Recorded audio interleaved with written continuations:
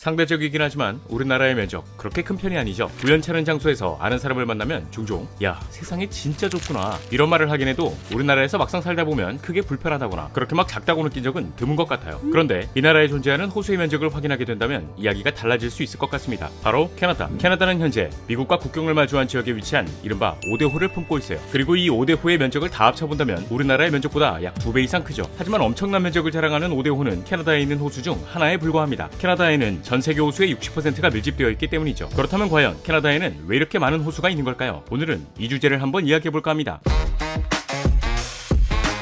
자, 오늘 저와 함께 살펴볼 지식 가이드는 고요한 호수 그리고 캐나다입니다. 우리가 살고 있는 지구에는 1헥타르, 즉 축구장 크기 1.5배에 달하는 호수가 1억 개가 넘는다고 해요. 뭐 호수라고 하면 보통 수심이 5m이고 그 이하는 늪이나 습지로 구분하는 경우가 대다수이지만 전 세계에 존재하는 호수의 크기는 정말 천차만별이라고 할 수 있어요. 하지만 우리나라의 경우에는 대부분이 산지인데다가 국토 면적이 그렇게 크지 않아서 거대한 자연호수를 찾아보기에는 현실적으로 힘든 부분이 있죠. 그러나 댐이 건설되면서 형성된 인공호수를 포함한다면 우리나라에서도 호수에 물이 완전히 차있을 때의 높이인 만수위 수면 기준, 충주호, 소양호, 8호호 등의 호수가 존재합니다. 그리고 여기 국토면적 998만 4670제곱킬로미터, 대서양, 북극해, 태평양 3개의 대양을 접하고 있는 세계에서 두 번째로 거대한 영토를 가진 캐나다에 자리 잡고 있는 호수의 면적과 크기는 그야말로 압도적이라고 할 수 있습니다. 캐나다 맥길 대학교에서 지난 2016년에 진행된 조사 결과에 따르면 전 세계에서 10헥타르, 그러니까 축구장 15개에 달하는 면적의 호수를 가진 나라들이 꽤 있거든요. 이때 발표된 상위 10개국을 살펴보게 되면 2위 러시아가 20만 1200개, 3위 미국이 10만 2500개, 4위 중국 2만 3800개, 5위 스웨덴 22,600개인데 캐나다는 무려 87만 9,800개로 부동의 1위입니다. 2위부터 10위까지 다 합쳐도 캐나다 호수 개수의 절반도 못 미쳐요. 이건 말 그대로 캐나다의 호수가 압도적으로 많다는 건데 또 여기서 발견할 수 있는 것은 캐나다를 포함해 호수의 밀도가 높은 대부분의 지역이나 국가는 북반구 북부에 위치하고 있다는 거예요.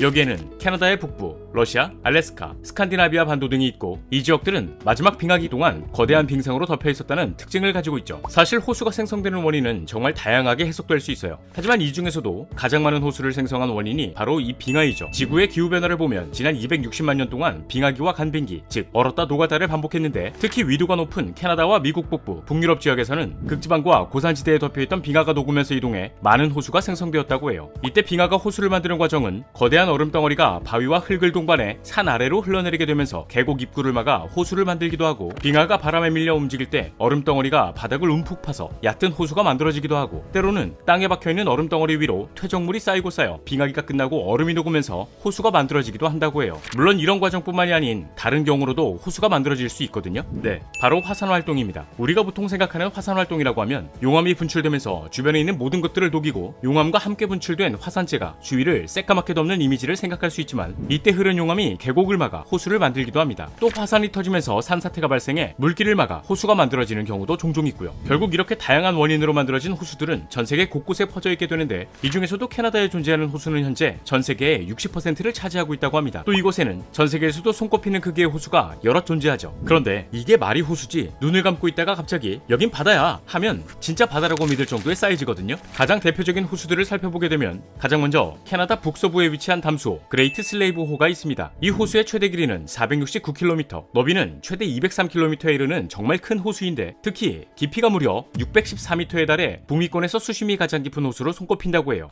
참고로 우리나라 서해 평균 수심이 44m이고 가장 깊은 수심이 152m거든요. 동해의 경우에는 평균 수심이 1600m를 넘기도 하지만 호수의 수심이 614m라는 것은 바다라고 해도 과언이 아닌 수준인 거죠. 게다가 이 호수의 면적은 약 27,000제곱킬로미터, 이 크기는 우리나라의 4분의 1 수준이고 서울 면적의 44배입니다. 뭐 이 정도 사이즈만 보더라도 이미 거대하죠. 그러나 아직 더 큰 호수들이 남아있어요. 다음으로 살펴볼 이 호수의 경우에는 호수가에 서식하는 곰의 이름에서 유래된 그레이트 베어 호라는 호수이죠. 그리고 이 호수의 면적이 무려 31,790제곱킬로미터입니다. 이 면적은 서울 51개를 합쳐야 비슷한 면적이죠. 아무래도 면적이 면적이다 보니 그레이트 베어 호는 세계에서 8번째로 넓은 강이기도 하고 캐나다에서 단독 호수로는 가장 큰 면적을 자랑하고 있는데 여기 캐나다 북부에 위치한 누나부투 준주의 야스키드 호에는 전 세계 수많은 호수 중에서도 중에서도 단 하나의 유일한 특징을 가지고 있다고 하거든요. 바로 중첩구조. 이 야스키도 호수를 자세히 들여다보면 호수 안에 또 다른 섬이 있는 것을 확인할 수 있어요. 그리고 그 섬 안에는 다시 호수가 있고 호수 안에는 또 다른 섬이 있고 또 그 섬에는 또 다시 호수가 존재해요. 여기서 놀라운 점은 이 호수 안에는 또 마나르라는 섬이 존재하죠. 말로만 들어도 굉장히 복잡한 구조인 것 같은데 이걸 다시 한번 정리해보자면 캐나다 본토, 야스키도 호수, 섬, 호수, 섬, 호수, 마나르 섬인 거예요. 이건 전 세계 어디 가서도 찾아볼 수 없는 복잡한 중첩 구조를 가지고 있는 거죠. 하지만 캐나다 하면 빼놓을 수 없는 가장 중요한 호수는 따로 있거든요. 네, 바로 오데호입니다. 이 오데호는 미국과 캐나다 국경에 있는 5개의 호수를 말해요. 이곳은 세계에서 가장 큰 담수호로 면적은 무려 약 24만 5천 제곱킬로미터에 달하죠. 그리고 이 5호수의 이름은 각각 서쪽에서 동쪽 방향으로 슈피리어호, 미시간호, 휴런호, 이리호, 온타리오호인데 오데호 사이사이에는 서로 이어지는 강들이 있어 하나의 거대한 단일 분수기를 형성하고 있습니다. 이로 인해 오데호의 물은 가장 동쪽에 위치한 온타리오호에서 만나 세인트 로렌스 강에 흘러들어가거든요.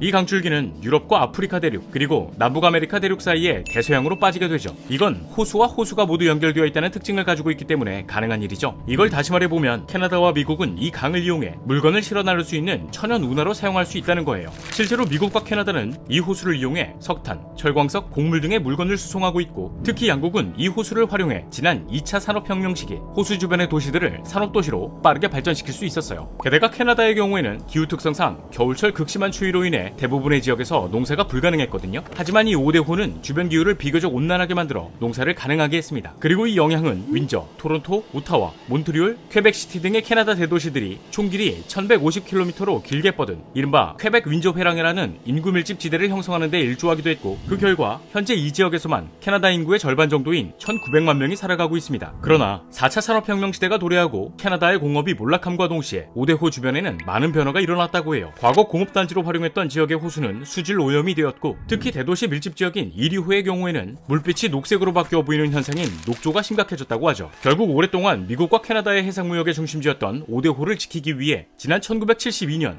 양국의 정부는 오데호 수질 협정 체결을 맺게 됩니다. 이후 미국 정부와 캐나다 정부는 오데호 수질 개선을 위해 꾸준히 관심을 가지고 있고요. 그럼에도 아직 오데호에는 많은 양의 폐플라스틱 같은 쓰레기가 유입되고 있고 이 쓰레기는 해류를 따라 움직이며 호수의 생태계를 파괴하고 있다고 합니다. 실제로 호수 근방의 물고기나 동물의 사체에서 비닐봉지나 플라스틱이 발견되기도 하고요. 때문에 이 오데호의 생태계를 지키기 위해선 또 다른 방안이 필요할 것 같은데 호수는 수생생물과 야생동물에게 필수적인 서식지를 제공하고 있지만 사람에게도 큰 영향을 미치고 있어요. 앞에서도 언급되었듯 각종 화물의 운반에 도움이 될 뿐만 아니라 호수는 사회적으로 반드시 필요한 물의 공급을 위한 중요한 원천을 제공해주기도 하니까요. 당장 이 오데호만 두고 보더라도 세계 담수 공급의 5분의 1일 뿐더러 미국과 캐나다의 4천만 명 이상의 사람들에게 식수를 제공하고 있기도 하죠. 때문에 과거부터 인간이 정착지를 만들기도 했고 이제는 농업과 어업을 넘어 수력발전 등의 경제와 산업에도 큰 영향을 미치고 있어요. 또한 강물의 흐름을 통제하고 건기를 이겨내기 위한 물을 저장하는 등의 중요한 역할을 하고 있는 호수인 만큼 과연 캐나다와 미국이 이 문제를 어떻게 해결해 나아갈지 지켜봐야 할 것 같네요. 자, 오늘의 영상은 여기까지입니다. 다음에 또 다른 안내서로 찾아뵙도록 하겠습니다. 지금까지 지식가이드였습니다.